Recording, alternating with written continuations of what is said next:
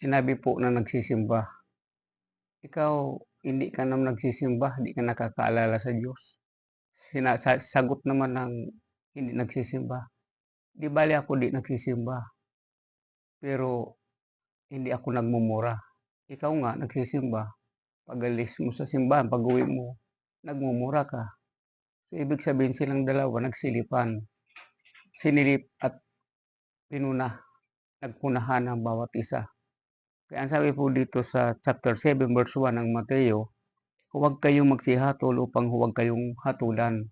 Kaya nga po parehas po mali, nagsisimba ka nga, di ka man nagbabago, tapos ika nga di ka nagmumura, pero di ka nagsisimba rin, ibig sabihin kulang pa rin sapagkat ang pagsamba, utos ito ng Panginoong Diyos Ama. Kaya kailangan bago lahat. Nagsisimba ka, nagbabago ka.